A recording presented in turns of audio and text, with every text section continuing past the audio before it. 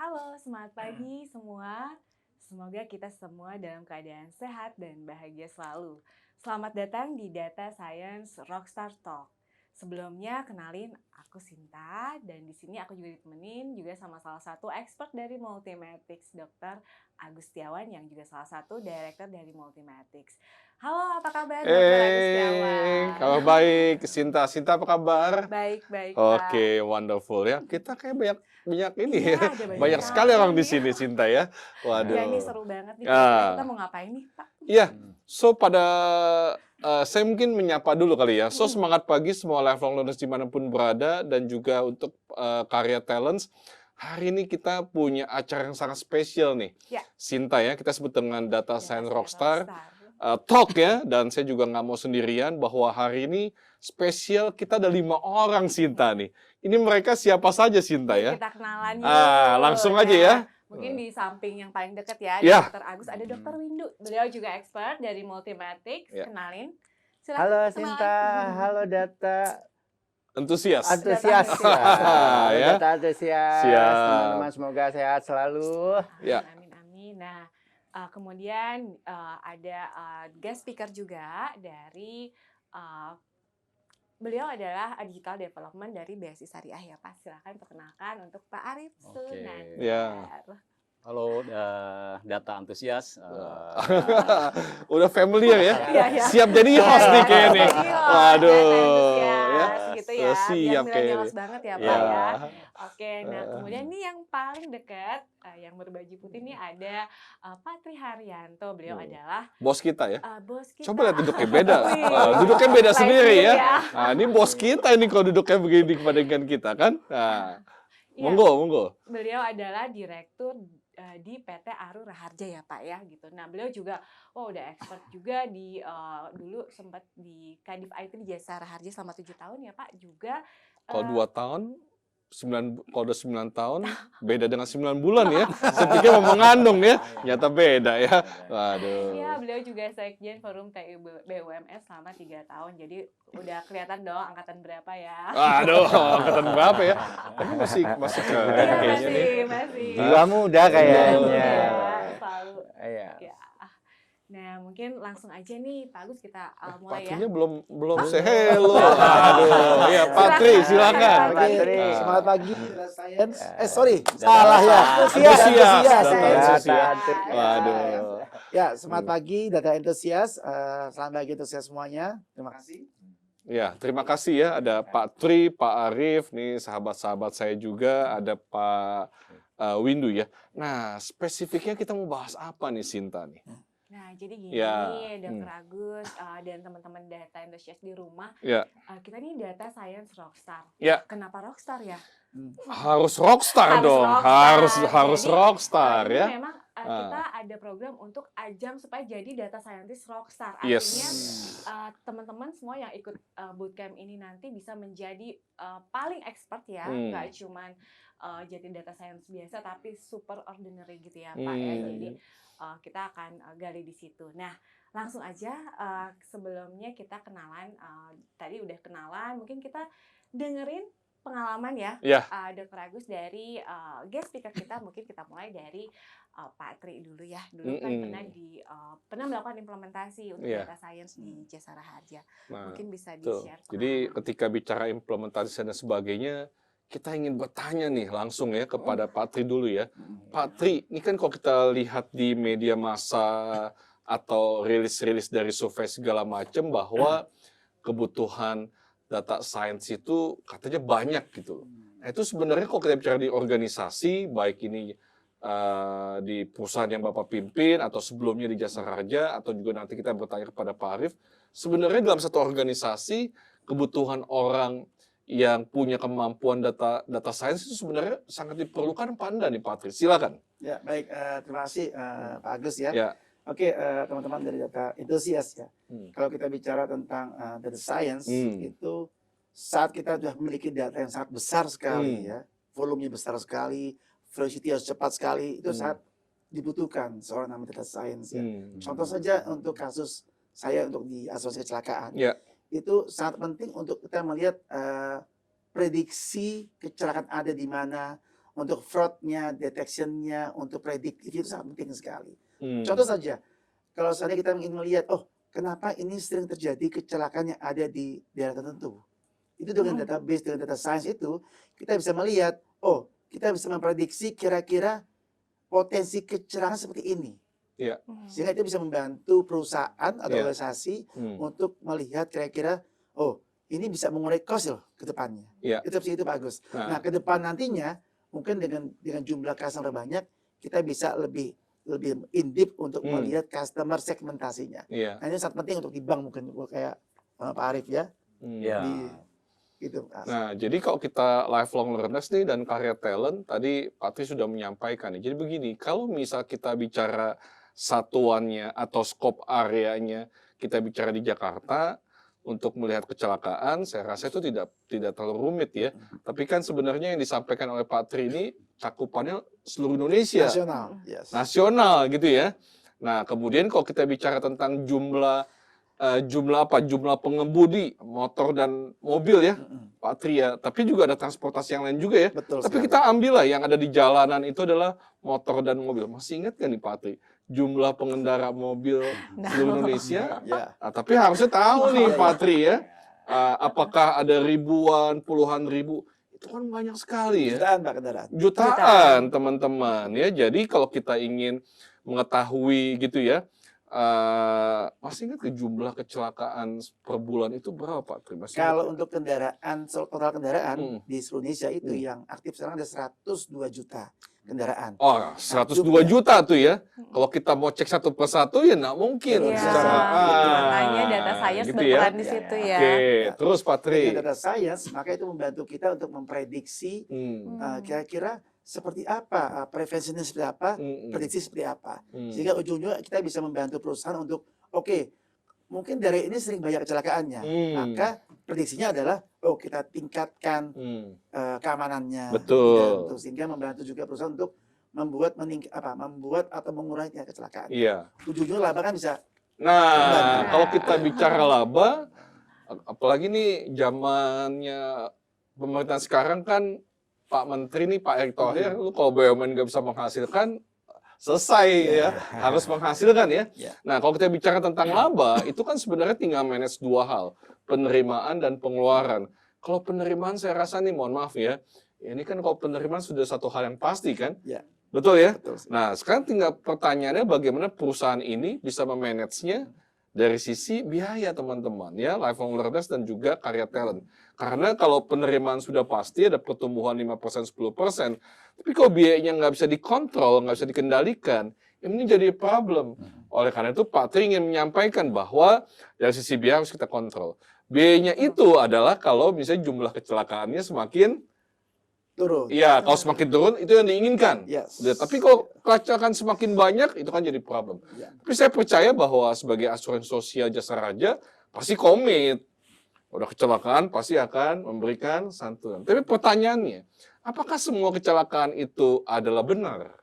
Nah, betul ya Pak Tri ya? Nah, bisa diceritakan lagi gak? Jadi bagaimana Pak Tri bisa mengetahui di seluruh Indonesia, baik setiap hari, hitungan jam gitu ya, kok bisa tahu gitu loh? Bukan bisa tahu, tapi kan pasti ada satu usaha bagaimana supaya bisa mitigasi, meminimalkan supaya kalau ada yang nakal-nakal ketahuan. Itulah fungsi salah satu big data ya. Dengan digunakan big data itu, maka oleh data science dihasilkan suatu analisa. Contoh saja untuk yang dicatat Pak Agus tadi itu adalah bagaimana kita bisa menemukan potensi fraud. Nah, untuk insurance. Ya. Contohnya, kita bisa melihat di daerah mana yang kira-kira itu sering terjadi fraud dengan nama saja. Kenapa nama depannya X gitu, kok sering melakukan pengajuan klaim? Nah, itu bisa dianalisa. Betul. Apalagi kita lihat, kenapa orang ini sering melakukan klaim, tapi di jam 1 pagi? Kenapa? Padahal di daerah itu jarang ada kecelakaan. Nah, wah ini sedikit buka rahasia berarti ya. Tapi nggak apa-apa ya. Buat supaya lifelong learners kayak kalian juga tahu juga ya. Ternyata memang dari sisi internalnya itu yang dilakukan ya Pak Tri ya. Monggo silakan Pak Tri. Nah, selanjutnya adalah dengan kita mengetahui data potensi fraud itu, maka itu bisa membantu tim dari Wah, ini ada internal bunyi apa nih? untuk Aman ya? Aman. Silakan. Jadi dengan analisa internal itu maka itu bisa membantu evaluasi internal mengetahui oh ini seperti potensi fraud perlu Iya. lebih ditingkatkan kembali Iya. kontrolnya Betul. mana ya. yang fraud mana yang tidak. Nah, Ya. lifelong learners, karya talent itu tidak mudah ya.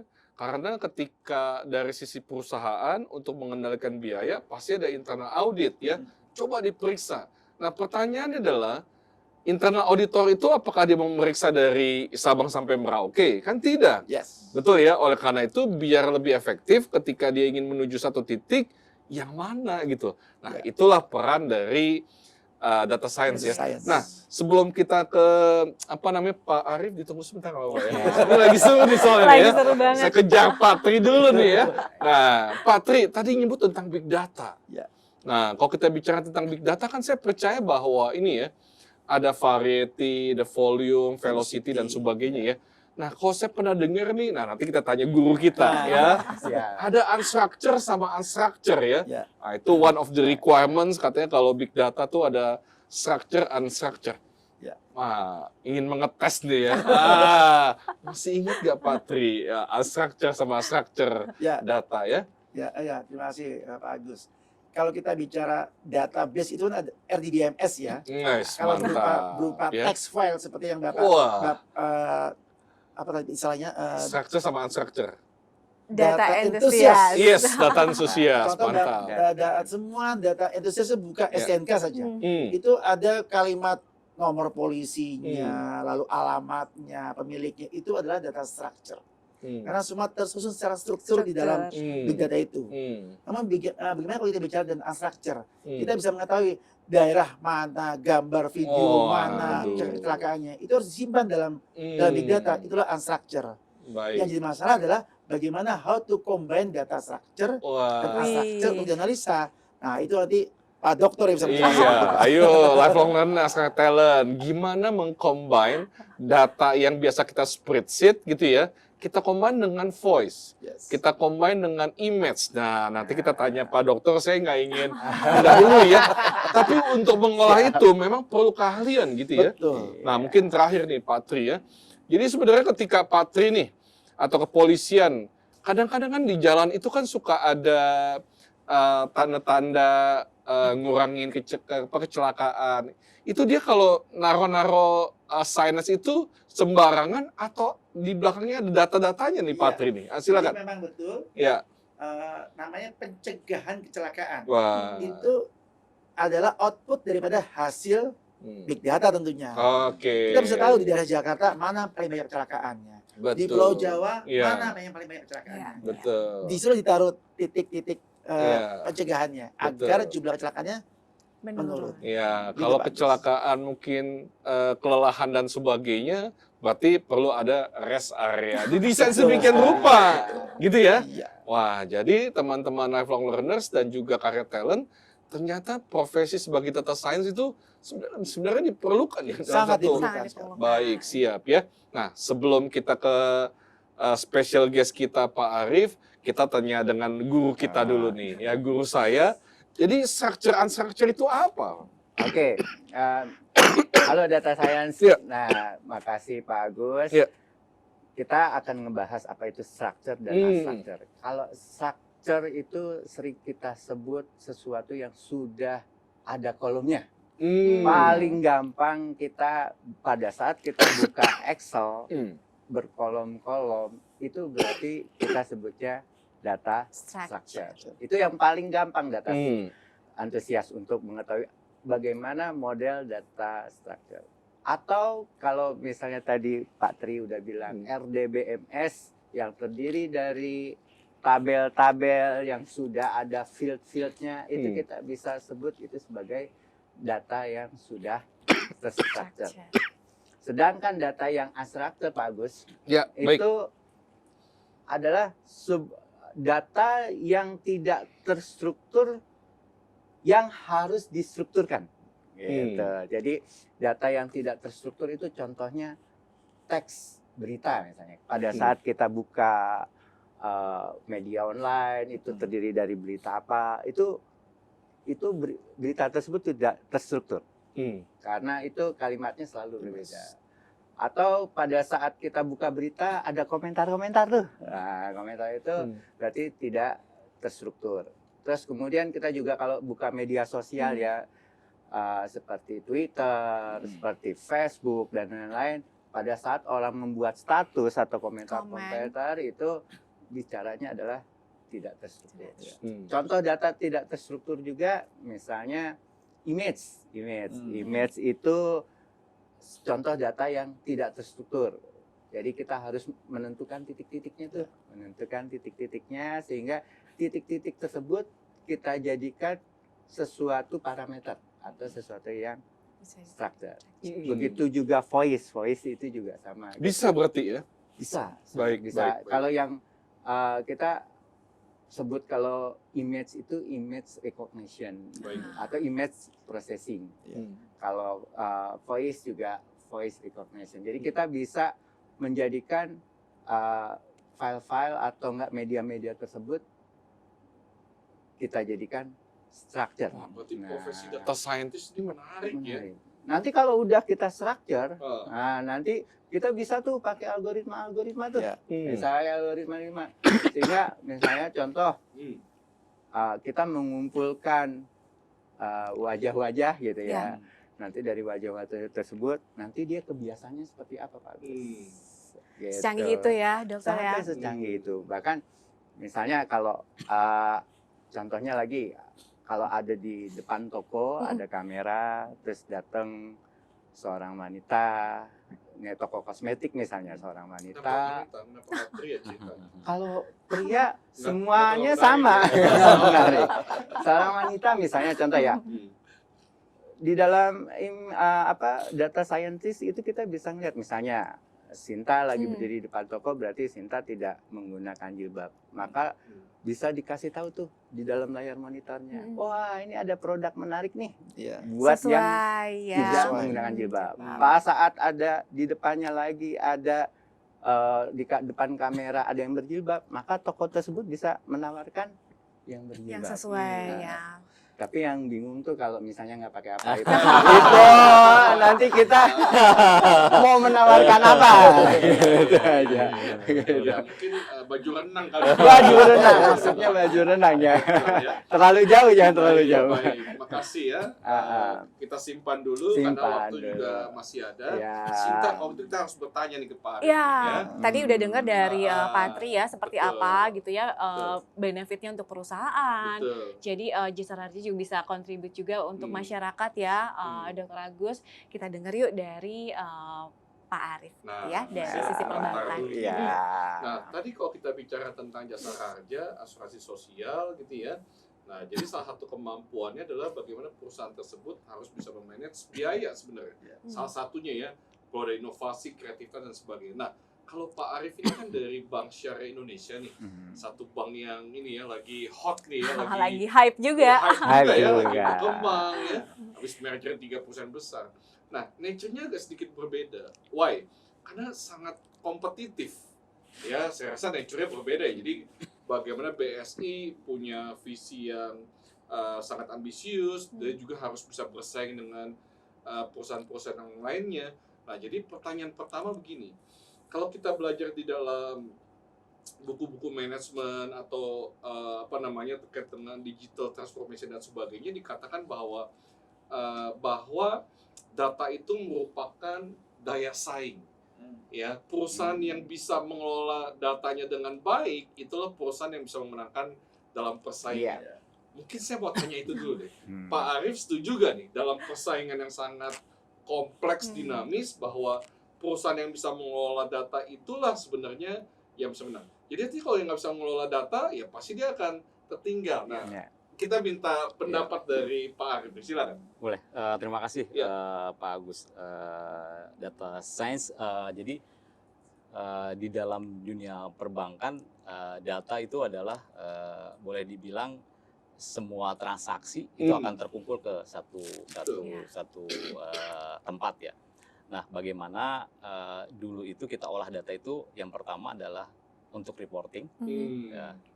untuk laporan ya, biasanya untuk ke regulator, dan habis itu biasanya untuk performance. Ya. Kita lihat kinerja ya, kinerja seperti apa ya. seperti apa untuk internal lah, kebutuhan Ya, internal. betul. Nah, berkembang ke depan, ternyata data itu adalah ada yang nyebut new oil katanya. Yes, Ya, data is the new oil. ya, Correct, is the correct, new oil. correct. Nah, Correct. nggak gampang memang untuk menggabungkan seluruh data, karena data itu kan terpencar-pencar ya. Yes. Karena dari transaksi, kalau di banking kan ada dari channel, ada dari bank, Dari mana-mana. dari bank juga kan, Ya. bahkan dari sekarang hampir 90% kita udah transaksi dari channel. Channel pun banyak ya, ada yang ATM, ada yang Iya, EDC, macam-macam ya. ada yang mobile banking, nah itu internet banking, nah itu yang kita coba. Nah, challenge kita adalah memang membuat satu kesatuan atau centralized data dulu. Iya. Jadi memang prosesnya kalau di kita tadi Pak Tri bilang ada 102 juta ya Pak kendaraan, berarti kan kalau di banking kan transaksinya udah harian itu udah jutaan. Jadi Siap. bagaimana kita memaintain data itu bisa diolah dan siap untuk teman-teman pakai kan itu. Iya. Nah, proses yang mengolahnya itu juga kita perlu challenge yang lebih berat, lebih besar ya. Nah, yang kedua, gimana kita akan memanfaatkan data? Tadi betul kata Pak Agus. Jadi siapa yang bisa mengolah data itu yang akan siap ke depan ya. Nah, itu. Nah, sebetulnya konsepnya buat teman-teman nih data science, kita harus berani untuk melakukan terobosan, start small but big impact. Jadi Big intinya kita punya sesuatu hal, modal lah untuk kita coba berani sebetulnya. Iya. Jadi modal kecil manfaat besar ya. Manfaat besar. Wah, Jangan- dulu latar belakang pedagang. Prinsip ekonomi itu Pak. Semua paham lah ya. Iya. Habis pedagang itu nabang ya kayaknya jangan ya. Pakar kita nih ya. Monggo silakan Pak lanjutin Pak ya. Ya, saya lanjut. Jadi sebetulnya gini, itu juga buat kita tuh sebagai apa ya, kayak kan kalau kita merintis sesuatu tuh harus ada kemenangan-kemenangan kecil. Yes. Ya, Iya. betul. Karena kalau kita nggak ada kemenangan kecil, ya istilahnya susah kita untuk mencapai puncaknya gitu ya. Iya, iya, iya. Nah, kita mungkin kalau ada mau naik gunung, ya ada gunung yang kecilnya dulu yang kita lalui. Nah, itu kita coba tadi dengan ya namanya juga kita orang IT dan biasa bergerak dengan semuanya dengan sisi teknologi. Ya. Kita start dengan ya kita coba gimana cara meningkatkan transaksi. Baik. Ya, Nah, betul. kita waktu itu buat semacam ya benchmark lah ke beberapa e-commerce. Sebetulnya kita nggak apa istilahnya boleh dibilang e-commerce tuh maju dalam hal pengolahan data ya. Nah, saya ambil contoh seperti di Gojek loh. Bagaimana dia bisa mengcombine triangle produknya dia. Ada GoPay, ada GoRide, terus ada satu lagi GoSend ya kalau nggak salah. Bagaimana orang yang sudah memanfaatkan itu dibikin apa ya bisa menggunakan itu. Nah, dari situ kita juga akhirnya karena kita lihat bahwa itu efektif, akhirnya kita bisa meningkatkan transaksi itu. Jadi gini contohnya, misalnya saya habis transfer, itu ada kebiasaan nasabah itu top up. Top up itu bisa top up ke e-wallet, ke GoPay, atau ke OVO gitu ya, atau ke Dana gitu. Nah, itu coba kita combine. Habis itu karena saya spesifik di Bank Syariah, kita ada namanya infak. Jadi kita setelah mereka melakukan transaksi itu, kita combine apakah Anda mau melakukan infak. Nah, itu jadi secara tidak sadar itu ternyata bisa membangun nasabah untuk ayo dong transaksi Ya. gitu. Wah. Jadi dari simpel aja jadi berkah gitu. Coba kita bayangin dulu Sinta nih, Bapak M Sinta. Maksudnya hitung dulu ya Pak. Maksudnya peningkatannya cukup Iya, signifikan iya, kalau kita iya, lihat. iya, iya. Waduh, kalau bank enak ngomongnya miliar-miliaran ya. Oke, silakan ada yang mau iya. Ya, kalau secara sisi transaksi itu ya. Tapi Baik. yang kedua dari sisi produk misalnya. Nah, kalau dari sisi produk kita coba tawarkan tadi yang saya bilang bahwa kita bisa melihat behavior customer. Nah, ini fungsinya data science ya. Kita bisa proaktif menawarkan apa yang memang dilakukan customer. Jadi customer ini aktif sekali. Customer ini bertransaksi dengan aktif. Tadi kita sudah dengan menawarkan sesuatu. Nah, setelah dia aktif kita bisa hitung. Oh, ternyata customer ini rutin untuk pengeluarannya dia. Misalnya ambillah satu customer ini udah 5 juta atau 10 juta gitu ya. Nah, itu yang kita tawarkan ke customer semacam pembiayaan. Kalau di kita kami pembiayaan misalnya kayak pembiayaan mitra guna gitu ya untuk kita tawarkan ke customer yang tepat gitu. Iya. Dan dengan angka yang tepat. Iya. Kenapa? Karena kita tahu historinya customer itu Tahu berapa. behavior-nya ya, Behavior-nya Pak. customer berapa. Dan itu semua ada di fungsinya data science. Ya. Wow. Nggak sembarangan kita tawarkan customer, tapi kita spesifik customer. Ya memang sudah kita segmentasikan customer itu. Oke, berarti jawabannya udah lebih advance lagi ya. Tapi artinya memang pertanyaan pertama saya telah dijawab dengan baik bahwa perusahaan yang ingin bersaing dia bisa memenangkan memang kalau dia bisa mengelola datanya ya. Datanya. Nah, biasa tuh bagaimana kita mengubah dari dark data menjadi insight data. Ya. Data yang cuma data mentah, bagaimana kita bisa kelola, tadi bisa tawarin multiguna. Kan nggak mungkin dia menawarkan satu layanan multiguna kepada orang yang Udah tepat mungkin ya. sebelumnya juga ada tagihan yang belum dibayar, kan nggak mungkin. Iya, Tapi bagaimana supaya dia bisa memberikan kepada orang tepat, saya rasa sih di belakang itu data itu mesti diolah ya. Nah kemudian tadi Pak Arief mengatakan data is the new oil ya. Nah kenapa disampaikan bahwa ada satu jargon data is the new oil? Jadi kalau kita bicara tentang 15 tahun yang lalu, 20 tahun yang lalu ya, kita 20 tahun yang lalu ini ya masih kuliah apa udah bekerja nih ya. Aduh, ketahuan umurnya ya. Tapi saya cuma mau bilang begini, kalau kita bicara 10 tahun, 15 tahun yang lalu, pasti para profesional itu kalau bekerja di perusahaan oil and gas itu kayaknya luar biasa. Iya. Ya, betul lah Pak ya. Jadi kalau kita bicara di oil and gas, dulu masih ada ConocoPhillips segala macam dan sebagainya, kayaknya tuh wah oil and gas ya. Nah, kalau kita bicara 20 tahun yang lalu, 15 tahun yang lalu, itu kalau kita bicara 10 besar perusahaan terbesar di seluruh dunia, pasti oil and gas. Ya. Sekarang coba dilihat 10 perusahaan terbesar di dunia, itu apa? Perusahaan-perusahaan yang mengelola data. Misalnya apa, Patri? Yes, Google. Google, ya.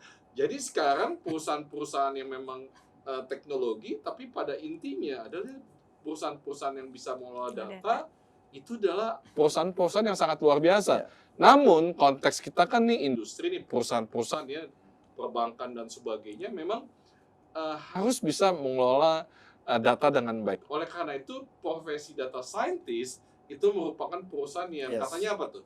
Perusahaan yang seksi katanya ya. Seksi banget. Betul ya? Ya. Saya lupa dari mana yang mengatakan bahwa data scientist merupakan satu profesi yang sangat dibutuhkan. Nah, kalau dia sangat dibutuhkan, berarti kan bicara tentang supply demand. Yes. Saya mau tanya dulu nih ke Patri, kemudian ke Pak Arief ya. Sebenarnya kalau nyari profesional data scientist gitu ya, ya mungkin kau cari requirement ya, Eskom. Mungkin sih nggak terlalu sulit ya. Pengalaman 3 tahun tidak terlalu sulit. Tapi kadang-kadang kan link and match itu menjadi isu. Yes. Ketika kita interview, wah CV-nya bagus ya.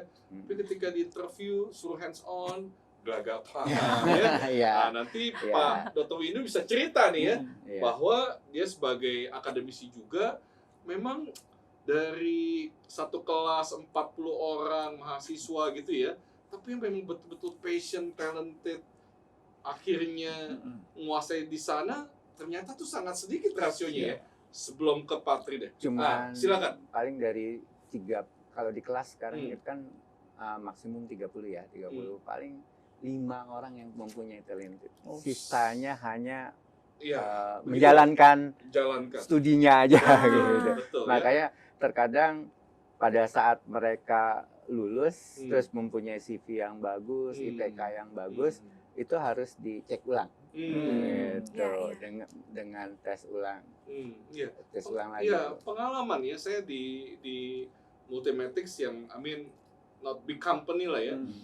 Waktu itu saya sedang mencari orang sales, orang marketing ya. Jadi ketika kita mencari orang sales marketing, jujur itu banyak yang latar pendidikannya tuh Eskom gitu. Iya, betul. Terus saya bilang sayang banget ya. Sayang. Udah belajar sedemikian rupa gitu ya. Udah 4 tahun lamanya. Iya, saya tanya lagi ya, ini masih inget nggak coding segala macam? Wah itu udah nggak dipakai. Udah kelaut dah. Loh, abis Eskom, ya abis gimana dulu salah pilihan. Jadi memang seperti itu ya. Kita konfirmasi langsung ya ke Patri sama Pak Arief. Sebenarnya untuk mencari data scientist yang memang benar-benar ngolah ya, bisa ngolah data dari data mentah ya.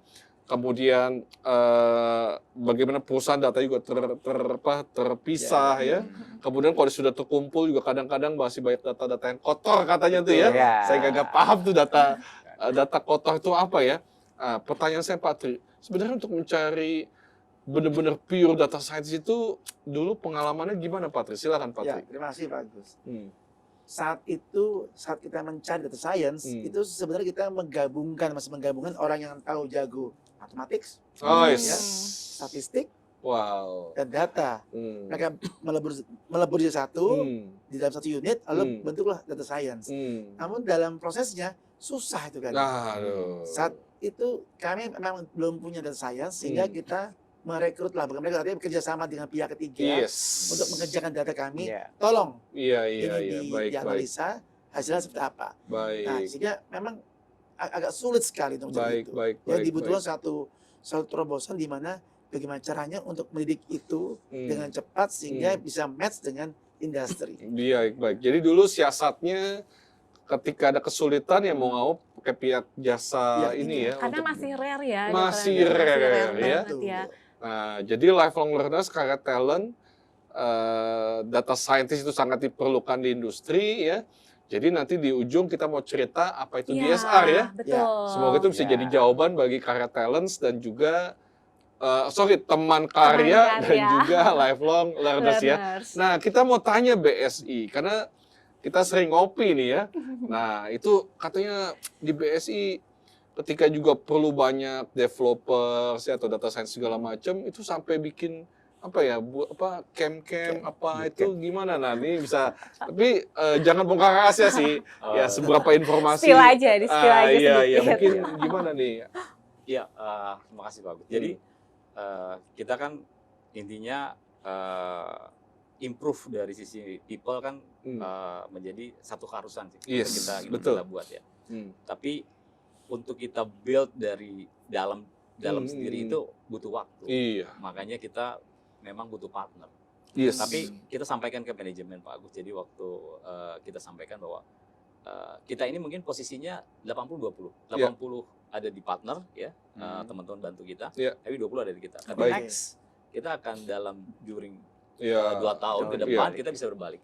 80 di kita, nanti 20 maksudnya partner yang bantu kita 20. Itu memang time to marketnya memang harus strategi. Coba dipantau teman-teman di rumah, opportunity-nya gede banget ya, Dr. Agus ya. Jadi kita coba lihat perkembangannya ke depannya dan teman-teman bisa lebih pede lagi dan jangan lupa nanti join DSR.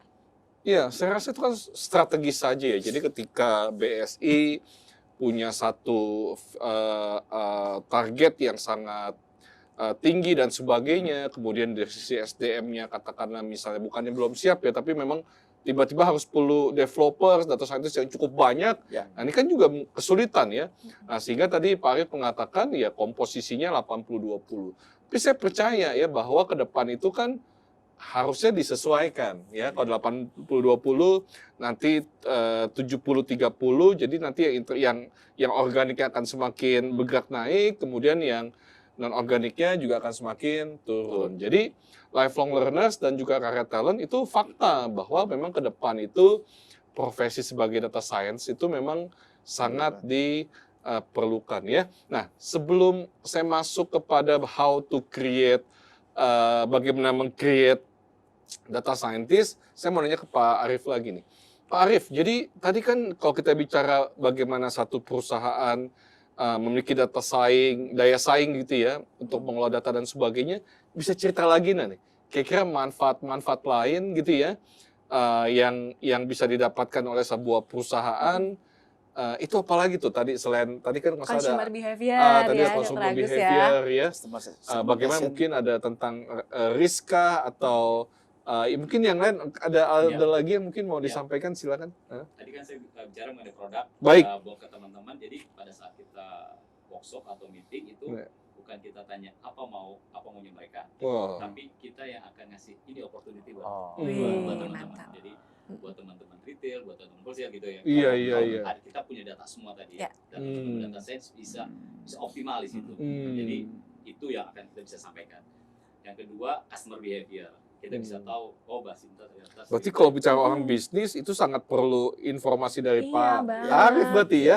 Iya, karena kita Yang data semua ada di kita. iya, Iya. betul Gitu, betul betul makanya betul. Kalau kita bisa ada data kan jadi data driven business gitu. Betul. Kan. Tapi masalahnya kan data itu data mentah atau data yang telah diolah. Tadi kan tahapannya juga cukup banyak. Iya. Kan? Apalagi kalau teman-teman itu Iya. udah bisa, kalau kita bilang model kan, kalau udah bisa Nah. menghasilkan suatu model, Betul. ya kita akan dicoba di orang-orang tertentu yang tadi customer behavior Iya. yang kita buat, market-marketnya orang-orang yang udah kita buat, itu mungkin ya itu success rate-nya kita akan lihat suksesnya berapa. Itu yang kira-kira. Terus yang 1, 2, ketiga ya. Wes mantap. Kayaknya banyak nih ya kayaknya ya. Stoknya banyak.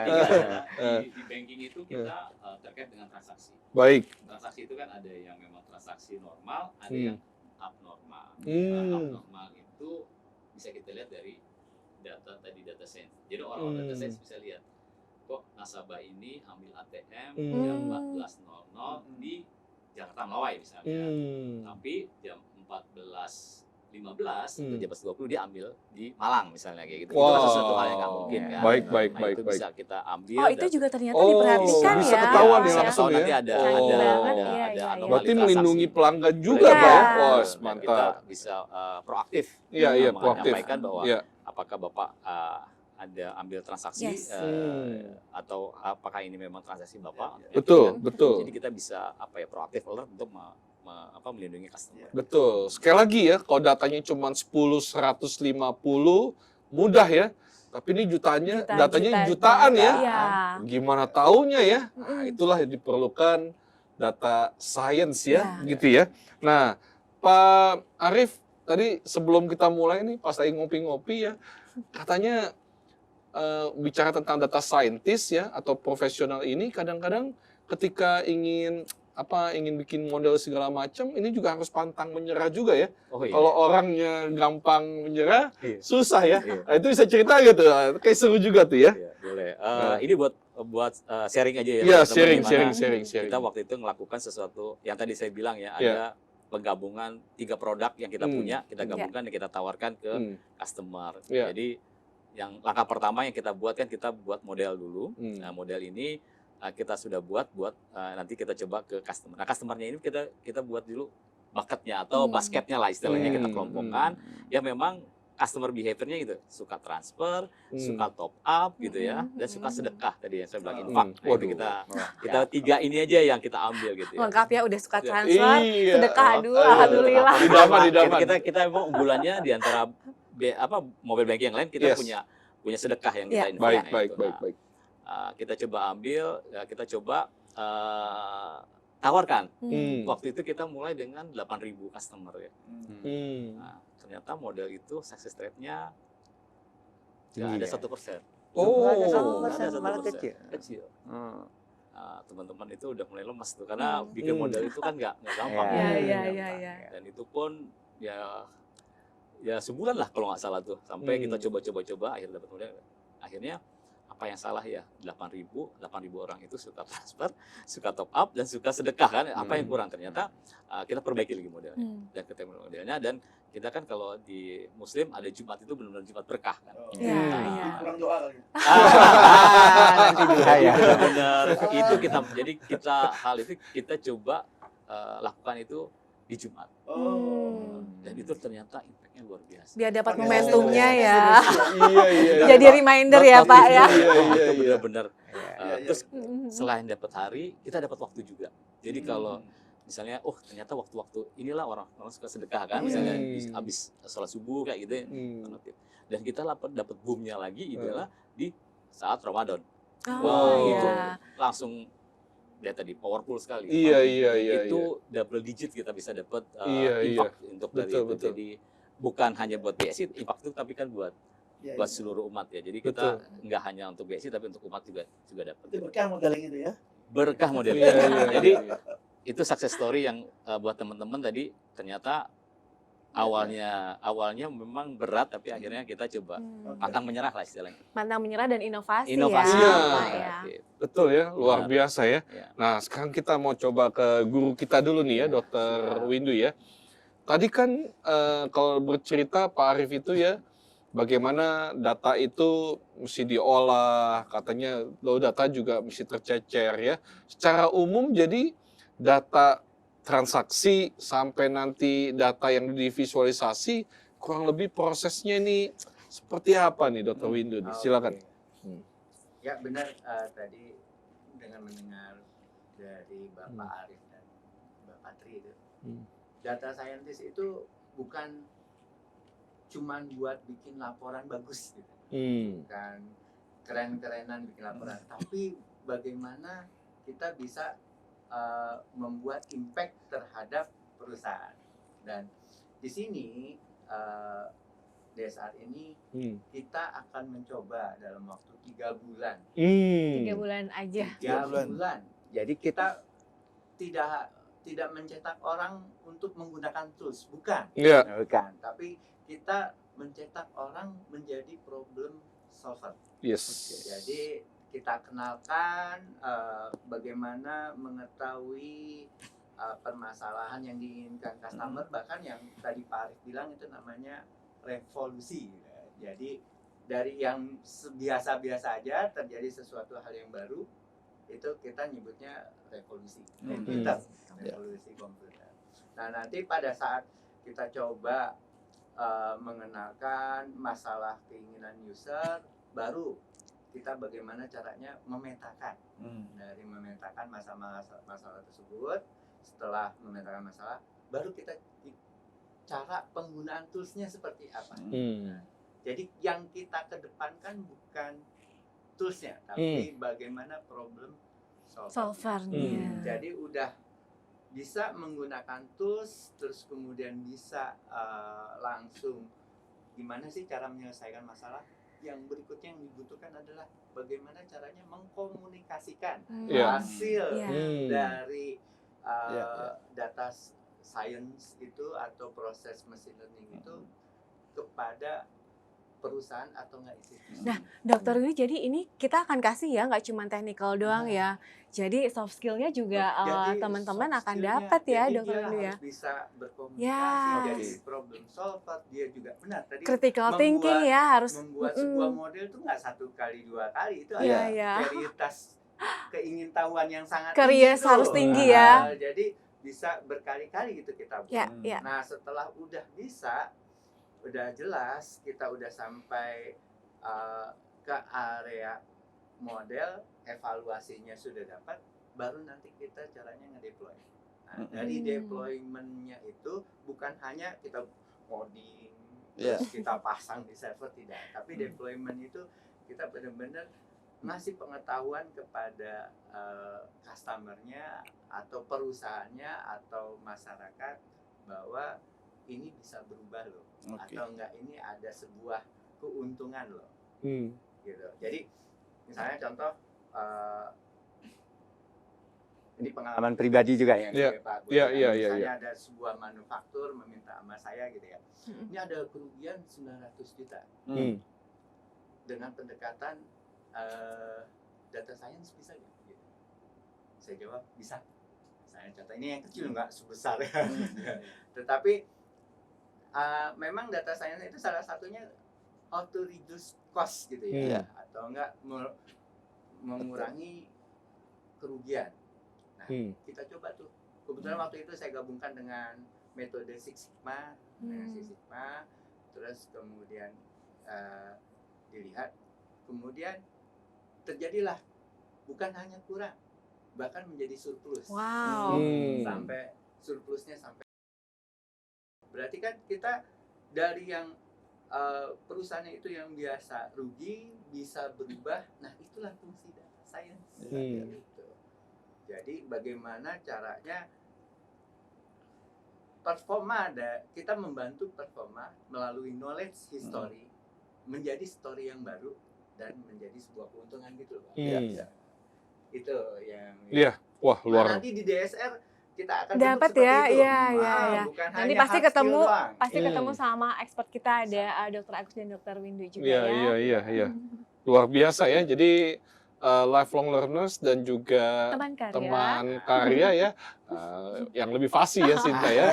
Saya sudah mulai fasih, saya rasa kita sudah banyak insight ya Betul. dari Pak Tri dengan pengalaman beliau yang cukup panjang, dan hari ini juga Pak Arif yang sedang berjuang nih, berkompetisi ya di tengah kompleks, dinamis persaingan di dalam dunia perbankan ya. Bahwa ada satu profesi yaitu data scientist itu memang sangat diperlukan. Nah ini mungkin bagian terakhir.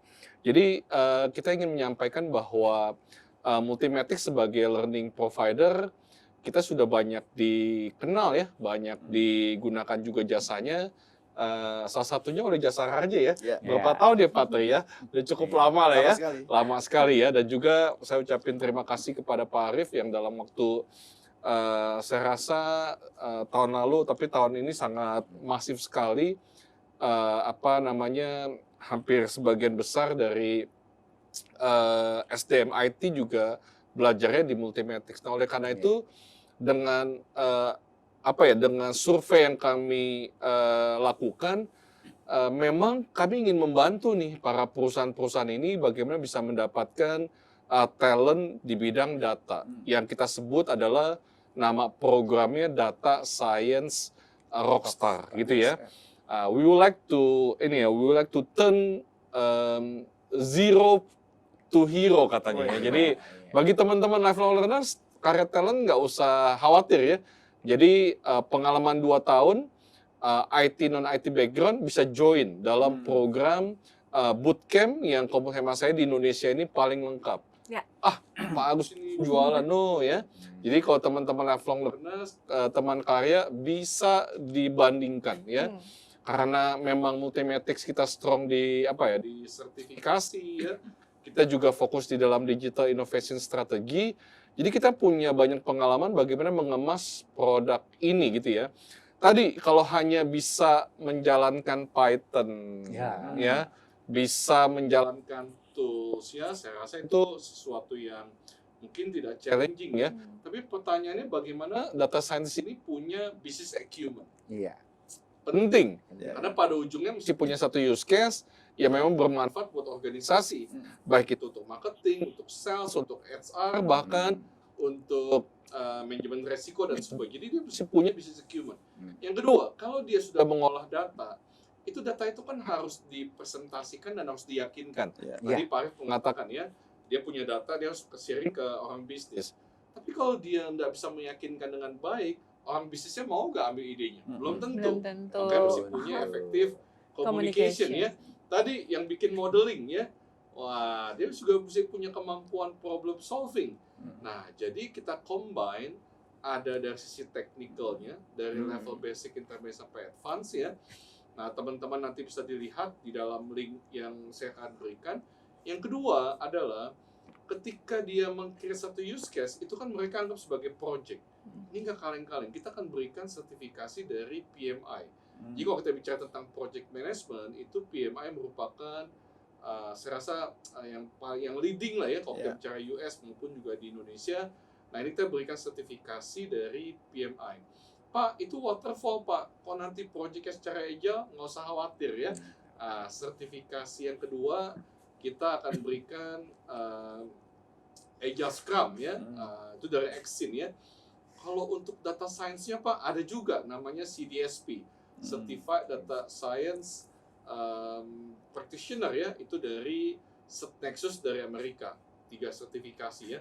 Sertifikasi keempat, soft skill-nya ya, soft skill 4.0 dari US juga. Betul-betul lengkap ya. Jadi dapat sertifikasi, dapat technical kompetensi ya. Apakah itu saja? Nah juga ya, kita berikan yang namanya CPD, Continuous Professional Development. Jadi kalau teman-teman kita sudah latih, graduates bootcamp ini sudah diterima di perusahaan, nah nanti kan harus di-update terus nih knowledge-nya. Karena kan teknologinya bergerak terus dong. Nah kita ada namanya Continuous Professional Development, jadi nanti dalam setahun kita bikin 2-3 kali event untuk bisa meng-upgrade ya. Nah kalau udah ikut bootcamp Pak Agus, nanti mau gimana nih? Nah kita akan tempatkan nih ya, bisa nanti ke BSI ya, bisa ke tempat Pak Tri ya. Jadi kalau hemat saya ini merupakan solusi bagi industri, kita bisa berikan profesional. Maka tadi Sinta mengatakan data antusias ya. Kita bisa berikan profesional di data science, yaitu data scientist. Yang kedua, bagi teman-teman yang memang punya mimpi tapi nggak tahu pathway-nya, ya datanglah ke Multimatics dan juga karya talent gitu ya. Karena kita dengan jejak pengalaman yang sudah cukup lama, lalu juga kita punya mitra juga cukup baik ya. Lalu juga ada Dr. Windu sebagai main fasilitator, kita akan menyiapkan ya. Nggak usah khawatir, tinggal daftar saja ya. Nanti selama 3 bulan ada saya, ada Pak Dr. Windu. Kita juga nanti ini ada kedatangan narasumber dari luar juga ya. Siap. Kita undang lagi lah nih Pak Arif, sahabat saya Pak Tri, dan juga dari perusahaan-perusahaan yang lain untuk bisa memberikan insight ya. Nah, kemudian di ujungnya Pak Agus dari bootcamp ini, kita berikan capstone project ya. Nah, ini mungkin yang terakhir, apa itu capstone project dalam program DSR ini? Pak Windu, silakan bisa tambahkan sekilas. Ya. Jadi di sini di DSR ini nanti ada capstone project. Yes. Kalau kita sebut itu tugas akhirnya. Tugas akhir. Nah, jadi kita akan melihat keselarasan antara waktu dia belajar sampai dia menyelesaikan sebuah proyek. Jadi nanti kita akan kasih proyek, hasilnya seperti apa, capstone project. Nah, dan itu bisa dinilai orang tersebut yang belajar di DSR itu. Nanti yang menilai itu adalah di luar training. Jadi si yang penempatannya hiring tersebut jadi balance. Hanya dari sisi pengajarnya, tetapi kita harus juga dari sisi penggunanya, customer-nya. Nah, diharapkan DSR ini dalam waktu 3 bulan itu bisa menyelaraskan antara yang dididik dan hasilnya. Karena memang kalau kita tarik lagi, data science itu bukan untuk jago-jagoan, tapi untuk improvisasi perusahaan. Itu bagus. Luar biasa ya. Ya, saya rasa sudah lengkap nih Sinta ya. Kita dapat insight dari Pak Tri, Pak Arif ya. Kita juga sudah menyampaikan kabar gembira kepada lifelong learners dan juga kepada teman karya dan juga buat di industri ya.